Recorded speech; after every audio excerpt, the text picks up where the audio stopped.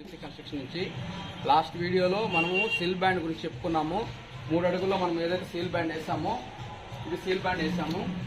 ఇప్పుడు 7 అడుగుల్లో లింటల్ అయితే వేసాం, మొత్తానికి ప్రొవైడ్ చేస్తాం. చూడండి, ఆల్ వాల్స్ కి మనం ప్రొవైడ్ చేయడం జరిగింది. దీనివల్ల ఉపయోగాలు ఇప్పుడు మీకు నేను ఎక్స్ప్లెయిన్ చేస్తాను. చూడండి ఫ్రెండ్స్,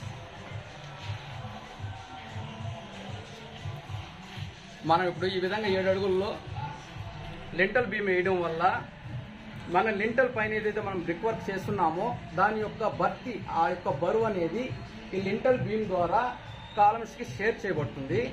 ఈ గ్యాప్లో ఏదైతే మనకు భర్తీ ఇలా నిలువుకి రాదు కాబట్టి ఈ లింటల్ బీమ్ వేయడం వల్ల అది లోడ్ ట్రాన్స్ఫర్ అవుతుంది కాలమ్స్కి.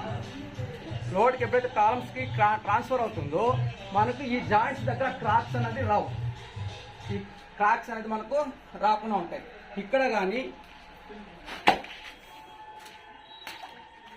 ఈ కిట్టీలు అయితే ఏమైనా ప్రొవైడ్ చేస్తామో ఈ కిట్టీ కార్నర్స్ దగ్గర మనకు క్రాకేజ్ అనేది రాకుండా ఉంటుంది. చూసారు కదా ఫ్రెండ్స్, కొంతమంది మనకు ఏం చేస్తున్నారంటే ఎక్కడైతే మనకు కిటికీ వస్తుందో అక్కడ వరకు మాత్రమే కాంక్రీట్ మనకు ప్రొవైడ్ చేస్తున్నారు.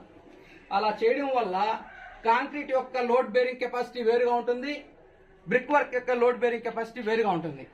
ఆ డిఫరెన్స్ వల్ల మనకు క్రాక్స్ అనేది ఖచ్చితంగా ఫామ్ అవుతాయి. సో మనం దాన్ని నివారించడానికి ఈ విధంగా పిల్లర్ టు పిల్లర్ మనము లింటల్ బీమ్ అనేది వేయాలి. చూడండి ఫ్రెండ్స్, వీడియోలో నీట్గా చూపిస్తున్నాను, ఒకసారి చూడండి. మీరందరూ కూడా ఇదే విధంగా ఫాలో అవుతారని ఆశిస్తున్నాను.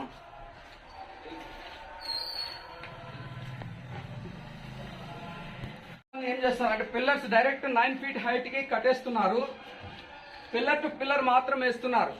అలా వేయడం వల్ల ఏమవుతుందంటే ఈ లోడ్ అనేది పిల్లర్స్ దగ్గర డ్రాప్ అవుతుంది.